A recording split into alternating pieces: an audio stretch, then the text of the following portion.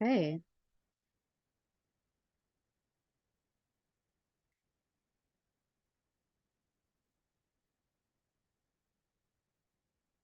Okay, so welcome everybody. It's nice to have you here for our one of our two monthly live Q&As. And if this is your first time joining me, we typically do two live Q&As per month. If you are a student of mine, you have lifetime access to join me here in the Zoom room and also to submit your questions in advance. The link for that is sent out with a reminder the day prior. It is also available inside your student dashboard at all times. So if you have any questions coming up in your coursework, please feel invited to submit them in advance, and that gives me a little time to address them. If you just submitted your question like today or last night, we most likely will not get to it, but it will wind up being at the top of the list next time we meet. Okay. The replays for this are housed inside your student dashboard as well as inside our private student Facebook group, so you can look out for them there. So there's a lot of questions that we have for today, and I'm going to try to get through as many of them as possible. Most of our questions revolved around the experience of having an avoidant partner. So the theme that for this particular call is how to love an avoidant partner. So some of the questions that came up were questions like, how should I act when I encounter my avoidant ex who discarded me? How can I control my anxiety and my overthinking? My avoidant partner pulls away when he is stressed. I was accidentally critical of my avoidant partner. Is there a best way to apologize? My avoidant partner asked for a break after talking about feelings and needs for the first time. Will they come back? 7 months after my avoidant partner discarded me, I am still struggling and cannot stop myself from obsessing over his social media, even though we are no contact. Please help. Why is it so hard to move on from an avoidant ex? It's been months. I met someone new, but I can't seem to forget them. How much space should I give an avoidant partner? My partner pulled away 2 months ago because of work, and I've been feeling anxious. My ex-avoidant partner and I don't feel the spark with my new secure partner, but I did with my avoidant ex. How can I find the spark in calm and consistency? How to break up with a fearful avoidant partner and have that conversation. I told my fearful avoidant partner that I want to be his girlfriend, but it's okay if he's not ready. But there's no response. Is that a good or bad thing? In the apps, I attract partners I don't want. Should I lower my standards? He's confessed that he loves me, but staying in consistent touch is not his forte. What do I do? My fearful avoidant partner disappears when I need emotional support. Why is that? I'm not demanding and I don't chase him. Do avoidant partners talk about sex a lot? How can I approach talking about marriage after 4 years of long distance with my avoidant partner? So we have 15 questions to address. I am going to try to get to the meat of them as much as I can. Whatever we don't address today, we will address the next time we meet. And just for those of you that are here in the chat, I will take moments of pause and rest to address any thoughts, reflections, or questions coming up as I go. So please do feel invited to share your thoughts, comments, and reflections in the chat as we go along. Okay. All right, so the first question, how should I act when I encounter my ex who discarded me? Okay. So running into an avoidant partner that discarded you, I would imagine, can feel pretty emotionally intense, right? But you do have the power to handle it with grace and with confidence. So first, you want to remind yourself that their avoidance is really about them. And of course, it is not a reflection of your worth or how you showed up to that relationship. And you don't need their validation because you are holding your own sense of value, right? So you want to try as much as possible to remain neutral and composed. If they initiate a conversation, I'd recommend keeping it polite but detached. Try not to slip into over-explaining things or jumping into trying to find some kind of closure. If they encounter you, but they are acting distant or maybe they ignore you altogether, It's not about you. It is their pattern playing itself out, right? So you could also plan your own exit if needed, and don't fall into the trap of mistaking warmth or nostalgia for some kind of genuine change, right? So they're not ignoring you, they're engaging you, and maybe it starts to feel like, oh, this feels like it was in the beginning. Sometimes what happens after a discard is avoidant partners reached a certain threshold in the relationship and they met their capacity. And so they discard, meaning they kind of disappear without much explanation because they're afraid of conflict. They don't know why they're so anxious, nervous, why things have suddenly switched off or cooled down for them. So they don't know how to explain it to you. And the idea of having a conversation like that just feels really uncomfortable. So they avoid it altogether, and you wind up feeling discarded and confused. So time goes by and you re-encounter them, and now it's like the relationship has reset. So all of those natural expectations, deeper feelings, wants, and needs that emerge as a result of an evolving relationship, because all relationships are constantly growing and evolving things, all of that kind of got rewound and reset to the beginning. So sometimes after discard, they can show up and you feel those initial feelings again, and they may encourage that because they're really good at the honeymoon phase, not so much at a mature or sophisticated kind of love.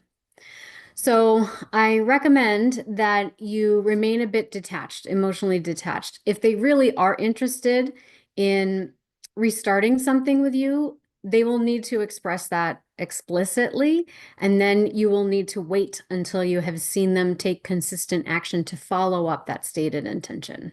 Okay. So I would really avoid any fantasies about reunion or redemption, and also let go of the idea that you need them for closure or you need some apology from them to move on, because the most powerful thing you can be is unbothered, right? And their past actions have really shown you who they are and how they show up. So at this point, it's really time to just focus on you, right? Okay. So let's see. The next question, how can I control my anxiety and my overthinking? My avoidant boyfriend pulls away when he is stressed out. Okay. So when an avoidant partner pulls away during stressful times, anxiety and overthinking, it's very easy for that to take over. But overthinking can be a way to distract us from a more difficult emotion or underlying thought and feeling that we are carrying around with us, like fear or grief, right? And that's an emotion underneath all of it that is waiting to be processed. So instead of resisting the anxiety, which is really just the dust above the fray, right? Whatever is truly in conflict within you, I recommend leaning into that feeling. And we can do it in a playful and even exaggerated way.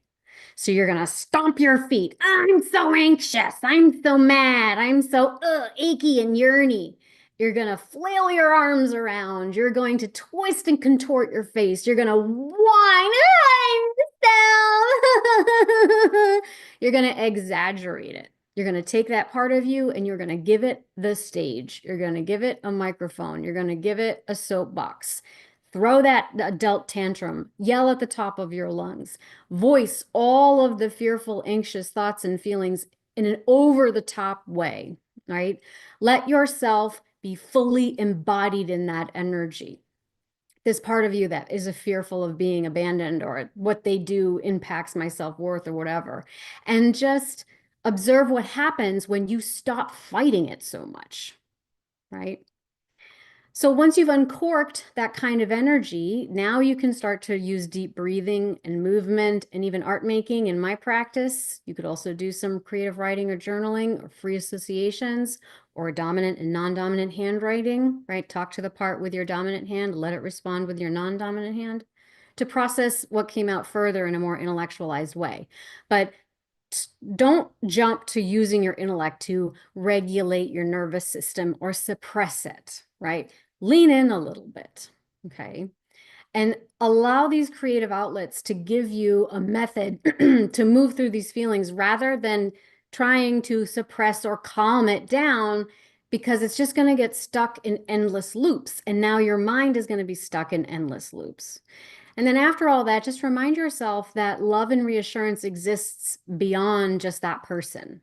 And you might reach out to a friend or a counselor or a supportive family member to walk you through that, like to be someone you can bounce that off of.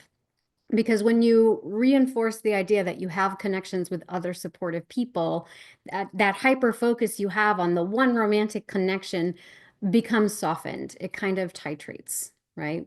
And you realize and know and understand that you are loved and supported no matter what, whether or not that person shows up for you, right? And when we address our emotions much more clearly and directly, we build up a resilience and a relationship to them rather than this tug of war that we've got going on inside. And that is ultimately what leads you to accomplishing what I call soul-centered security, because you are connecting to the intuitive self, and your feelings are just a way to clue you into what parts of you are asking for acknowledgement. Okay. Great question. Totally agree. Less is more for multiple scenarios with encounters. Sure. Okay. I was accidentally critical of my partner. Is there a best way to apologize? So if I was unintentionally critical of my partner who was avoidant, I'd want to approach my apology in such a way that I'm reassuring them without triggering the defensive withdrawal response. So avoidant partners, they often shut down when they feel criticized, and sometimes what seems like benign feedback can be experienced as criticism. So my goal is going to be to acknowledge what happened without over-explaining or trying to make it about my own guilt, right? Because sometimes that's what can happen is I feel really bad. I'm going to beat myself up so much so that you don't have to do it anymore. And what we do is we kind of crowd out their reaction because we're so fearful of it. We jump ahead and we beat up ourselves so they can't beat us up, because that will preserve the connection somehow. But what it does effectively is it crowds out somebody else's feelings and they don't get to have it anymore, right? So then they're stuck holding this unprocessed baggage. So I might say something like, I realized that what I said earlier came across as critical, and that is not how I meant it, and it's not how I want to be. And I'm very sorry for that. I don't want you to feel like I don't see and appreciate you, because I do, and our connection means a lot to me. I hope you'll give me a chance to make it up to you. And then I would say nothing. I'd give them the space to process what I just said. I'd plant a seed and give it a little time to grow, right? Rather than needing or expecting an immediate reassurance from them to assuage my feelings. And you want to avoid the impulse to add, but I only did or said it because that totally undermines your whole apology and it winds up sounding defensive, right? So if they seem kind of distant after you say that, I would just remind myself that their withdrawal is not necessarily about me, but it's really their own way of processing. And my focus should really be on looking for consistency, patience, and that they are also allowing me to make mistakes just as much as I would allow them to make mistakes, right? Because there has to be room for that. Everyone has to make room for that. Okay. So I might just ask, for those of you that are here in the chat, how many of you struggle with apologies, or how many of you feel like you've ever gotten a decent apology? Or maybe you haven't ever received a decent apology. Just let me know in the chat there. Okay, I see more people joining us. Welcome, welcome, welcome. Bezam is my helper here. Bezam, I'm going to make you the co-host in case we have new people popping in and I don't see them. And again, any questions, thoughts, reflections coming up as I'm answering these questions, please feel invited to share them there in the chat. Okay. Craig says, I already agree about struggles with apologies. Yeah, it's not always easy on either side. Okay. My avoidant boyfriend asked for a break after talking about feelings and needs for the first time. Will they come back? So when we have an avoidant partner that pulls away or asks for a break right after we're talking about needs and feelings for the first time, it usually indicates that they were probably a little overwhelmed by the conversation. It's not necessarily a sign that they're rejecting you altogether or that the end of the relationship is imminent. So, avoidant individuals tend to associate emotional closeness with some degree of pressure or a loss of independence. So, when you have a deep conversation, especially if they're not really used to them, it can trigger early attachment injuries and that instinct to pull back. Now, if they do come back, you want to consider a couple of different factors, including their level of emotional awareness and how they process the space that they're taking. So let's say they do come back. You want to shift your perspective to looking at how do they come back? Do they seem to have used the time and space to digest what you shared and demonstrate a commitment to something deeper with this new awareness of the needs and feelings going on in the relationship? Or does it feel like the break was a way to kind of reset the relationship and rewind the intimacy that you had already achieved up to that point? So the first suggests that they just needed space to process and come back stronger. The second points to a more defensive response, indicating that they have to do a lot more inner work in order to meet you where you're at and where it sounds like you're wanting the relationship to go. Okay. I see some more things popping up in the chat. I've always felt it's easier for me to apologize as the anxious attacher.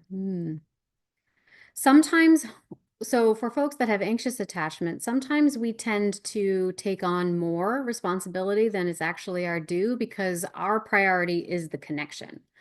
And we prioritize that connection sometimes above what is actually good and right and true for us.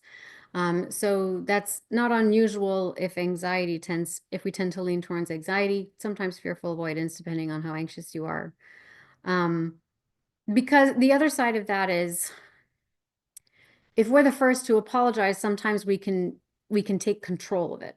It's also a way of taking control of what's going on in the narrative. Uh, we can also slip into situations where and I'm not saying this is this person's situation, but we can slip into crowding out people's emotional experiences. So we feel so bad that we're just beating ourselves up so much so that we don't leave room for them to beat us up. We don't leave room for them to be mad at us anymore because we're just beating ourselves up so much. How could they possibly be mad at us anymore? And then that's a way to kind of get back in, so to speak. And that's what I call emotional crowding. And so, especially if we're doing apologies, we want to make sure that we're not burdening people with our guilt because that can have an opposite effect, right? And then this is when we start coming across as kind of desperate or needy. So we can apologize without and be sincere without coming across in that way. Difficult to apologize and also difficult to receive them. So sometimes why might it be hard to receive an apology? What do you guys think? Why would it be hard to receive an apology? Yeah. Any advice on how to handle fearful avoidance, getting triggered and dumping the partner, how the partner should react? Yeah, so we have more questions like that coming up. We may address it as we keep going. Emotional crowding. Yeah. Okay. I think that's a good question though. If anyone's here willing to propose a response, why would it be hard to receive an apology? Let me know what you think in the chat there. We'll come back to that. I withdraw after his aggressive defensive reaction and then communication stops. Yeah. Well, the withdrawal in that case is to stop the aggression and the defensive reactions, right? So you see that it's a useful mechanism, right?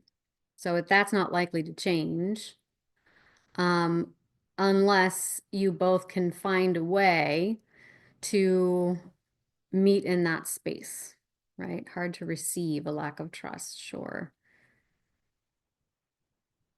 Not difficult to receive. I'd say I don't receive apology. So tell me a little more, Angela. What do you mean by I don't receive apology? Sometimes we can have a hard line inside of us. Hurt me once, you're done, right? Okay. He does not apologize. Well, so then there are a lot of unaddressed wounds going on. If someone doesn't apologize, they're not acknowledging the wound that occurred, so it's never really processed, right? So then the only way to deal with that is to withdraw. Because, well, these wounds never get fixed, so the only way to prevent further wounding is to withdraw, right? He's never wrong. Not true. Not true, of course, right? Not true, of course. So this is someone you got to have real strong boundaries with, it sounds like. And it's someone that you'll likely have to have boundaries that have significant consequences to them, because otherwise they bulldoze over you, right? And this is emotional crowding as well. Okay. Where were we in our questions? Okay. 7 months after my avoidant discarded me, I am more fearful and have healed a lot, but I cannot stop myself from obsessing over his social media, even though we are in no contact. Please help. So it's not unusual that we would feel the urge to look at somebody's socials, especially if you're not in communication in any other way, and particularly if the relationship ended without a lot of clarity, right, or closure. And so when an avoidant partner pulls away, especially if in that case it feels like it was a discarding, it can trigger these deep wounds of abandonment, rejection, self-worth, right? Especially for someone who has fearful avoidant tendencies, and our inquirer seems to indicate that they do. So obsessing over the social media could stem from a kind of subconscious attempt to find that closure, seek out some kind of reassurance, or some kind of control over the unanswered questions that are still kind of plaguing you. But the social media, let's be honest, it's kind of designed to keep you tethered to it, not just because it's a person that you have a lot of emotional intensity around, but also because the apparatus itself, the platform that bings, the dings, the red buttons, the constant demand for attention that social media creates, it keeps you tethered to an emotional roller coaster, and it's going to reinforce those old wounds rather than allowing you to fully heal. This is why we also have people talking about going on social media detoxes. Highly, highly recommended. And so I'd encourage you, let's say, aside from a social media detox, I'd encourage you to shift your focus inwards if you want to process this in a more psycho-emotional or spiritual way, and to ask yourself, if I were not checking his socials, what else would be occupying my mind? Am I using this as a distraction from moving on or making space for something else or something new? What am I afraid I might have to face if I stop obsessing over this? If my mind wasn't full with these obsessive thoughts, what else would be there? And why are the obsessive thoughts preferable to me? Or let's say a part of me. So the obsession keeps the connection alive. And there's a part of you that believes that connection is essential to your survival, a very young, wounded part. So that part has to see and realize that he's not essential to your survival. You are, the larger part of you, right? So if you can sit with these questions, it can help you to uncover the sort of deeper emotional layers that exist beneath it, right? And it can also clue you into some of the habitual thoughts, feelings, and narratives that you might be carrying around why this person is or is not in your life, right? And just remind yourself that you deserve to have a love with someone who is secure and who can show up for you, not someone that you have to track from afar or on social media, right? Okay. Why is it so hard to move on from an avoidant ex? It's been months and I met someone new, but I cannot forget them. So similar theme going on here. So it can be hard to move on even when we've met someone new, because Relationships, particularly with avoidant partners, can sometimes leave these unresolved emotional loops. And so when someone withdraws or disconnects and there wasn't an experience of fully processing the relationship, it can create that feeling of unfinished business, right? And so on a physiological level, and there are studies that prove this, your brain and nervous system become inflamed searching for someone that is no longer around if you became attached to them, right? And so it can feel like that closure just never occurred for you. And it can be a little bit different when there is a clear breakup, when there is mutual understanding, when there was open conversation about what did and didn't work and why it ultimately was incompatible, but it doesn't mean the love and the respect isn't necessarily there, right?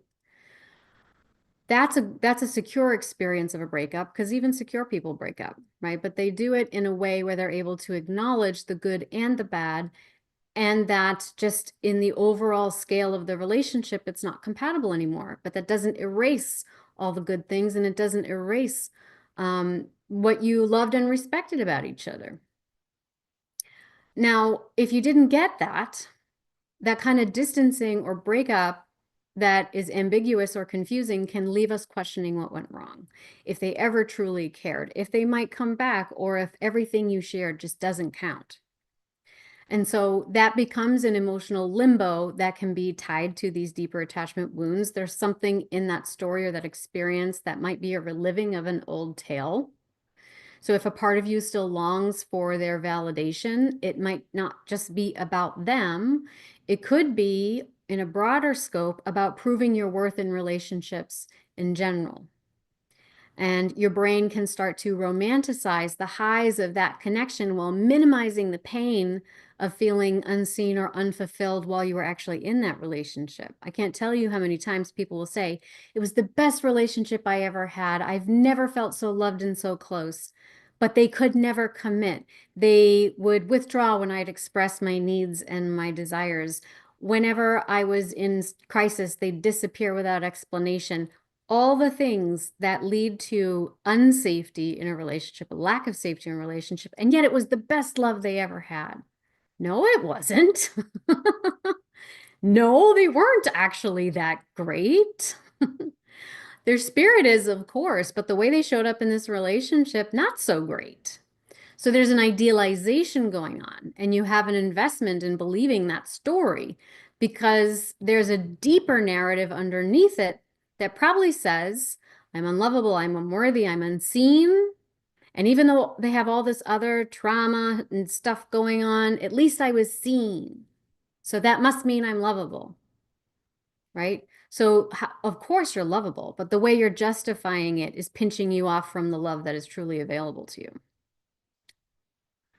So I would encourage you to ask, am I attached to who they really were or who I hoped they would become? What parts of myself and my happiness did I tie to them? And how can I reclaim those parts for myself? So I also believe you don't have to stop loving someone to move on from them. Love is intangible and it is inexhaustible. And many times it lasts forever. The pain comes from the conditions that we are placing upon it. Loving someone means I must be with them and only them. And if I can't be with them, then I'm betraying love. But that's not the case. You want to recognize that you have enough love in your heart to accept them as they are and even let them go as an expression of unconditional love. And you still have more than enough love left over to embrace and commit to a new partner who is willing to walk beside you, who does balance those scales of compatibility. Right? Okay. All right. So, how much space? How much space do I have to give my avoidant partner? He pulled away 2 months ago because of work, and I have been feeling anxious. Okay. If you truly listened to your anxiety, what would it reveal to you? I don't know why my do not disturb is on. It keeps ringing though. What's that about? Um, let's see if I can turn on silent. Sorry about that. I'm going to try again. What if we listen to our anxiety? What if our anxiety had a secret message for us? So the partner pulled away 2 months ago, claimed it was because of work. Is there something fundamentally unsettling about someone whom you're supposed to be in an intimate relationship with who pulls away for months at a time, prioritizing work above your connection? And is that the kind of relationship that you really want? Now, I would imagine that the answer is probably no. And so that said, while our anxiety is not necessarily a partner's job to fix it, a healthy relationship involves a partner who wants to contribute to your well-being, who cares that you're anxious and cares about how you feel, and wants to be part of the solution, wants to be part of what contributes to you feeling better. Now, if they don't, and you continue to pursue someone who is consistently pulling away or withdrawing, now it has turned into a form of self-abandonment. So we need to ask ourselves, how am I abandoning myself by chasing someone who repeatedly abandons me? How am I dismissing my own feelings by giving someone else the power to dictate my emotional security? So the part of you that longs for reassurance may be constructing let's say, false stories about your worth, your lovability, your desirability in the absence of this person. But when you ignore the deeper fears, that's not going to make them go away. And so your anxiety is going to get louder until you pause long enough to confront them. The messenger is not going to go away. It's going to knock harder and harder and harder and harder until you are willing to listen. So instead of focusing on just how much space should I be giving them, you want to consider how much space do you need to reconnect to yourself and what you really want from relationship in general. And now you can hold yourself instead to that standard and decide whether or not this is someone who matches it. Right? Okay. Okay. So my ex is avoidant and I don't feel the spark with my new secure boyfriend. How can I find the spark in calm and consistency? Okay, so I've got a few different archetypes for folks that are open hearts and experience more anxiety in relationships. And this sounds like the inquirer might relate to the type of open heart that I think of as sort of like the overachieving chemistry chaser. And so chemistry chasers tend to seek intense passion and extremes in order to feel alive. And so they wind up prioritizing things like physical connection over emotional depth and even sacrificing their needs in order to keep what they consider to be a spark alive. And they're usually incredibly successful and inspiring, and their ambition is fueled by this fear of inadequacy, usually relying on external excitement and stimulation to feel special, to feel enlivened, and to feel fulfilled. So how might a chemistry chaser learn to slow down and attract what they really want instead? And realize, in my opinion, it is realizing that safety is passion's true playground. And so here's where we would begin with this. And there's three things.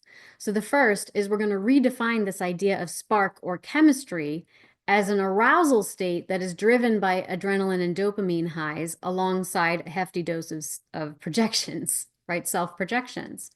So you might ask yourself, what did this relationship show me about myself and the way that I love? Right? Secondly, you want to notice what stories are coming up in your mind about your lovability, your self-worth, and your desirability in their absence. So you might say, what are these stories showing me about where I can be loving myself more? Put another way, you might say, where was I sacrificing parts of myself in this relationship? Thirdly, you want to notice your beliefs about reality in general and how staying in a kind of achy, yearny grief state might actually be rewarding or protecting you. So How am I continuing to reject love and reject myself by clinging to this person and the fantasies about what could have been? So something in there is keeping you safe. And then another part, a deeper, I'm going to say more spiritual part, attracted that relationship so that you would start to attend to and answer these questions, right? Plugging up the hole with what you now consider to be a secure partner isn't going to do it. And that might be why you're not finding the spark in calm consistency, because you haven't really addressed the original issue. And once you do that, however, all the grief that has been creating this narrative around chemistry and spark, all that grief is going to make space for a more fulfilling love to come in. And you will find that calm consistency makes more room for a deeper and a far more real passion to emerge, because you're not under the constant threat of abandonment anymore. And you can finally play. That said, just because someone is secure doesn't mean you should feel the spark, because security is baseline. Secure is baseline.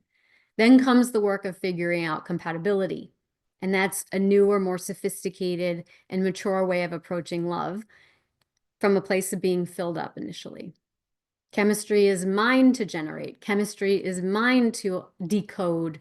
My enlivenment and my arousal is mine to summon, to expand, to play with, to curate.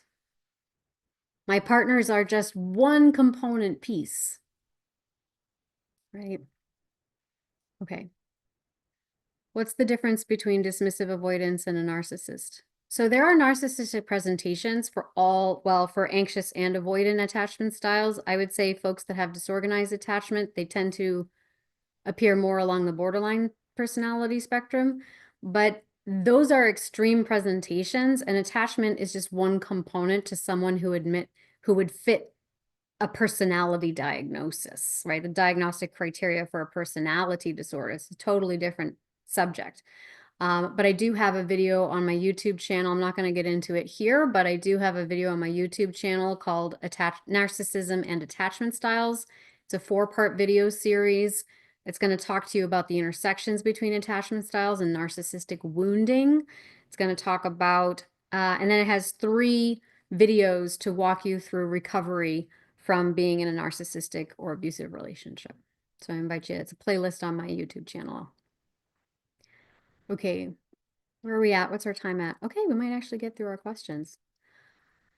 Okay, so how do you break up with a fearful avoidant partner and have that conversation? So breaking up with a fearful avoidant partner, you're gonna want to approach it with sensitivity. You're gonna want to be emotionally steadfast, and you're gonna be super clear in your language. So spice of lifers, these are what I call our darling fearful avoidants. They can struggle with a deep inner conflict around intimacy and abandonment, and a breakup is going to stimulate all of that, right? So the key is really to be direct as much as you are compassionate. So you're going to want to clearly and tactfully state why the relationship isn't working for you. Don't be vague, right? Just be very clear. Avoid ambiguity. And these folks also tend to think in black and white terms. So you want to avoid over explaining because you think that's going to soften the blow, but it's really just going to create more confusion and mixed signals. And they're going to wonder if you actually mean what you say or you're just being emotionally manipulative, or you could be bullied into or convinced of something else. Okay. So I would say you probably would say something like, this relationship has meant a lot to me and I have a deep respect for you, but we're not compatible in a long-term commitment. And I need to step away from this relationship in order to move forward. And you can keep things clear and resolute. You can, if they ask for explanations, you can certainly offer them. But you really want to be explicit in your explanations about what this means. So like, do they want to be friends with you? Do they want to stay in contact with you? All of that. Be very clear about what that means for you, what your boundaries are, and expect a range of emotional reactions. So there might be defensiveness, anger, guilt trips. There could be emotional withdrawal. There could be attempts to rekindle the connection. So you just want to stay really grounded in your decision, and you want to offer kindness, again, without over explaining yourself or trying to rescue them from their emotions. They're allowed to have painful feelings. Breaking up with someone is tough, and it's hard to be broken up with. And they have a right to grieve and to be confused and to be mad. Let them have it, right?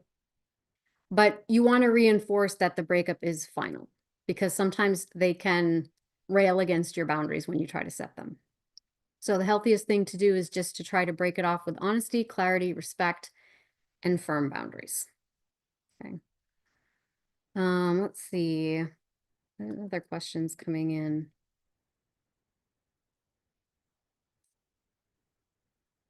Oh, we have a lot of questions coming in. How to reassure an avoiding guy to move from a situationship to a relationship. So we answered that question last time we met. Reassure an avoiding guy to move from a situationship. Well, I don't know if you're reassuring them. It would be clearer if you, are you looking for reassurance? You don't usually need to reassure them. Usually they're kind of resistant to that idea. Is it healthy to desire more to be alone? Is it healthy to desire more and more to be alone as you get older, not chasing relationships? Why or why not? Depends. I think that, so I would invite you to check out the developmental stages of Erik Erikson. The idea that we all evolve according to the epigenetic principle, which means that according to our human development, there are different ages, therefore phases of life, where we need and want different things. And our desire for relationship tends to be higher when we are in our childbirthing years. And then usually it's around midlife, and Carl Jung talks about this too, where we first half of life is externally oriented. We're far more external in the first part of our lives. The second part of our lives, we become more internal. And this is when we stop needing so much validation from others. We stop needing to be in relationship as much. Those biological and therefore unconscious and psychological imperatives just change in nature, especially if it's something we've been actively exploring and we've been in a state of reflection. So my short answer is yes. I think it is pretty common to not need a relationship as much when you get older.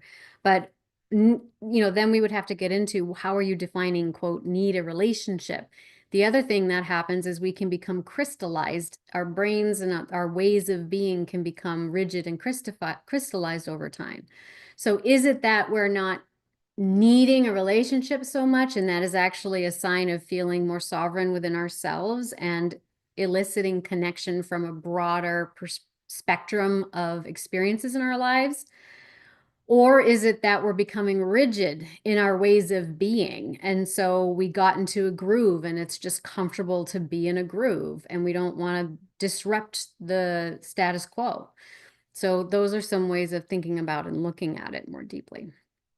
Right. Okay. I told my fearful avoidant partner that I want to be his girlfriend, but it's okay if he is not ready for that. Is no response a good or bad thing? Okay. So if a avoidant partner or a fearful avoidant partner hasn't responded after you expressed a desire for commitment, while leaving room for them to decide if that's what they want, the silence in and of itself does communicate something. And it's likely that there's a little bit of emotional overwhelm, maybe a little bit of uncertainty, and a need to process what was discussed. So for fearful avoidance in particular, there can be this inner struggle between wanting closeness and then fearing that it leads to things like dependency or enmeshment or being emotionally manipulated and controlled and so on and so on. And that can lead them to withdraw when they are faced with deeper relationship questions, right? Even if it's subtle.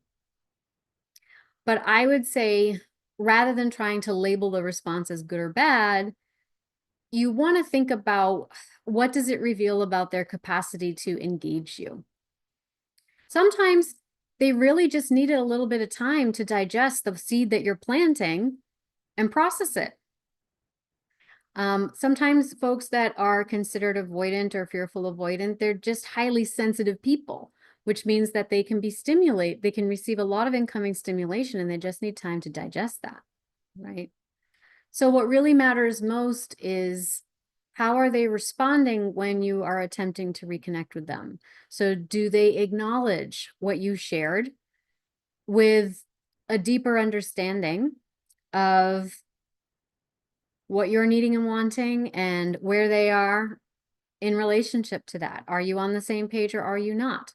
Can they say, we're not on the same page, but I'm willing to stick with this for a little while and see if that could change, right? And when you reconnect, are they able to talk about it in a way that allows the relationship to move forward? Or does it seem like they use that distance to kind of dump a bucket of cold ice on where you were, so that they could emotionally reset your connection and kind of erase the progress that you had made towards that point? So again, the former, meaning they're able to show up and say, I needed time to digest and I may not be on the same page, but I am interested in seeing if I could be with a little more time and effort. Then they just needed the time to process, and that's okay. Everybody needs different amounts of time to process, right? You planted a seed, just give it some time to sprout. But if they show up with the latter, meaning it seems like they were trying to just reset the relationship and they're not interested in talking about what I brought up, and they in fact avoid it like the plague, then they're telling you a lot. They're giving you a lot of information about where they're at and how they would evolve a relationship even if they were on the same page, right? And now you get to use that information to make decisions about what is good and right for you in accordance to what you're looking for in general, right? So you want to look for, is this going to align with what is the correct choice for my emotional needs? And just pay attention to their actions and try to avoid interpreting their silence. Okay, because what's that quote? No action is action, or what is it? No response is a response, right? I hope that helps. Okay. On the apps, I attract partners that I don't want. Does that mean I should lower my standards? Okay, so this is probably not going to be a very satisfying answer, but it's what came through for answering this question. How could not getting what you want in the dating scene be both a mirror for the unconscious, let's call it inner monologue running on inside your mind and heart, and a message from the universe trying to draw your attention to something that has gone unacknowledged and is maybe even blocking you from getting what you really want? So let's talk about the mirror. Asking, should I lower my standards, suggests that there's an inner critic that exists within you, or let's say a harsh judge of both yourself and others. And it views love as something conditional, something you have to earn by meeting some kind of criteria or standard. And so alongside that critic, there's likely to be another part of you that feels this constant need to prove itself worthy of love by striving to meet those conditions or holding others accountable to them, right? Or up to these standards. It's a dynamic that can be really exhausting. So the inner child, who's the one then that winds up holding all of that exhaustion and the vulnerability, looks outwards to things like dating apps. Instead, to seek out this proof of worthiness, hoping to find unconditional love instead. But that's not how the law of attraction works. So the very idea that you might have to lower your standards suggests that there is a vibration of scarcity and desperation and searching. But desperate and searching for what? Your spirit would not respond to your question by saying, yes, love is rare, so take what you can get and lower your standards. What would your spirit say? It would remind you that you need not search for love because you are love and you take yourself wherever you go. And if you aren't finding love in the form you want, maybe that isn't the form that your spirit really needs right now. And so by withholding it from you, you're being forced to look at why are you clinging to it? And there you will discover what's pinching you off from it. So perhaps you're being called to expand inwardly rather than outwardly to align your energy with an abundance that you're asking for, rather than seeking it from a place of lack. So the universe is not denying you love. It is guiding you towards a deeper state of receptivity so you can actually receive and hold on to the love that you're asking for once it does arrive. Okay. Okay. Oh, so Craig, we talked about the obsessive question early on. So I recommend going back and checking out the replay of this video once we post it, because we had the exact question we answered early on. Okay. He confessed he loves me, but staying consistently in touch is not his forte. What can I do? So when someone tells you that they love you, but they also acknowledge that consistent communication is not their strength, it's important to assess whether that dynamic is really going to align with your emotional needs. You know, I'm a big fan of believing people when they tell you who and what they are. So, the feeling of love, while it is deeply profound and meaningful, it's not just about the words. It is about the actions to back it up and that express that feeling through actions that create safety, connection, and reciprocity in love. And if consistency is important to you in a relationship, then it's not just about what he feels. It's about how does he express that and how does he show up to support its growth? So you might say something like, I appreciate that you've shared your feelings with me and I'm deeply moved by that. And I want to feel connected in a way that inspires love for both of us. For me, that includes consistency and communication. So what feels realistic for you in terms of staying in touch? So you can invite clarity and specificity, because it sounds like you're both communicating in vague terms. You've stepped into the deep end, it sounds like, in recent conversations. So it's time to start pulling out your positive action language and speaking on a level of specificity that's going to make it real clear about how compatible you are or not. Okay. All right. My fearful avoidant partner disappears when I need emotional support. Why is that? I am not demanding and I don't chase him at all. So if a partner disappears when you need emotional support, it's probably not about you being too demanding or doing something wrong. It's because they have a deeply ingrained fear of emotional honesty and connection. So our spice of lifers, fearful avoidants in particular, remember they have that internal push-pull dynamic. So they crave that connection, but they also associate it with some degree of threat. So that could be potential loss, being taken over or emotionally subsumed by someone, or somehow failing. And so when they sense that your emotional needs and connections are growing to them, even if it's in a healthy way, it's going to turn on their fears of not being good enough or being unable to meet your expectations on some level. And so their instinct is a bit push-pull in response to that. So maybe they withdraw because they don't want to risk disappointing you, or because they're feeling overwhelmed because you just having a feeling feels like responsibility to them, or it feels like obligation to them, because in their experience, when a parent or authority figure had a feeling, it automatically meant obligation to servitude, right? Or it automatically meant there was going to be no room for them. So it's important to recognize that if they pull away, it's not a reflection of your worth or the validity of your needs. It's more about their internal narratives. But it does raise a really important question, and that is, can you feel supported in a relationship when a partner pulls away in times of need? So I'd recommend, instead of focusing on why are they disappearing, shift your attention to how does that make me feel? And is this a dynamic that aligns with what I really want and need in relationships in general?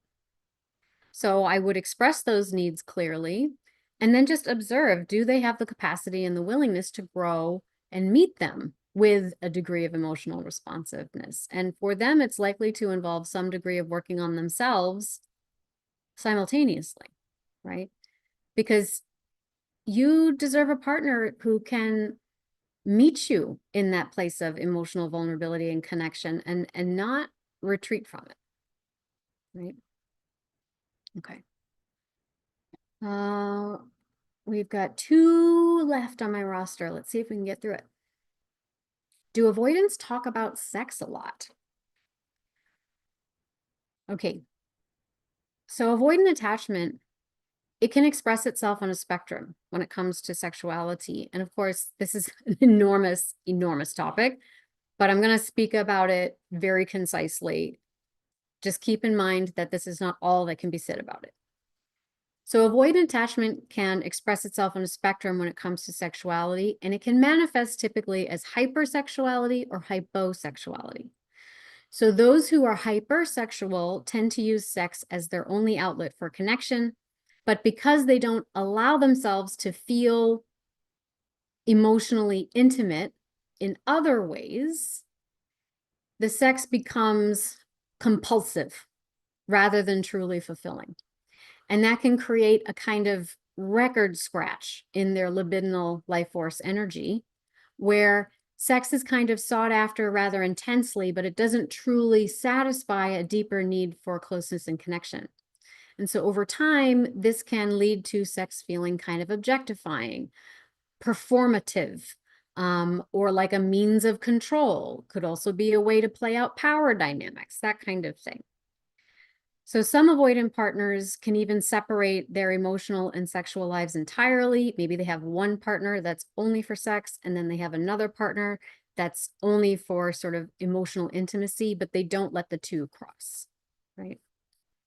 Now, on the other end of the spectrum, we have hyposexuality. And when we see this presented in avoidance, it's usually linked to significant trauma. So if early experiences taught them that physical closeness was unsafe or it was shameful, they might disconnect from their bodies, suppress their sexual needs and feelings, or even feel repulsed by their own sexual needs and feelings. And so for those individuals, the combination of emotional and physical intimacy can be overwhelming, almost like an electrical circuit is being blown out or burns out, right? They've just blown a fuse. In both cases, usually while sex becomes the way the struggle manifests, it's usually not about that itself, but the deeper underlying wounds and issues around intimacy and vulnerability. Okay. Okay. And we have one more question, and that will wrap up our call for today. How can I approach talking about marriage after 4 years of a long distance relationship with my avoidant boyfriend? Okay, so before jumping into a conversation about marriage, I would say it's important to acknowledge that your long distance relationship has existed in its current form for years and for a reason. So you both chose to engage and sustain this dynamic for a significant amount of time. And before making a commitment like marriage, you want to consider the steps that would naturally bridge the gap between where you are now and what it would mean to have a shared life together. So ask yourself, how has the distance thus far served both of you? What was the original reason for maintaining that distance? And has that reason actually changed for either of you? And does this person seem content with the distance as it is? Or has there been some movement towards closing that distance? So one of the biggest challenges with a long distance relationship is that they leave a lot of room for personal projections and fantasies to just kind of fill in the gaps, right? And so without these daily rhythms of occupying shared spaces and normal, boring routines of life and being in a committed relationship, it can be really difficult to determine if you really do have aligned priorities, values, and want the same kind of lifestyle. Now, for you, if that distance no longer feels satisfying, it could be because that part of you that originally accepted the situation has evolved and you've grown in love, and now you're ready for something that is far more expansive. In that case, I'd recommend, instead of leading with marriage, the next natural step here is really to explore more, what would closing the distance actually mean, right? So instead of leading with marriage, you might say something like, we've built something meaningful over the past 4 years, and I'd love to explore what our future could look like together if we were closer to each other. What does that look like for you? What do you think that would mean? So that's going to keep the conversation kind of open-ended and allow for a little more clarity about what is their true stage of readiness before rushing in and suggesting the lifelong commitment, because then they will start negotiating themselves around what you said, without first expressing what they have to say uncensored, right? Okay. Thank you so much for those of you that joined me here live. I really appreciate it. I saw there were some other questions here in the chat that I didn't get a chance to address. We'll try to add them to the roster for the next time that we meet. I so appreciate you, especially those of you that joined me here live. Thank you, thank you, thank you. And I look forward to seeing you again in 2 weeks. Bye, everyone. I hope that you take care.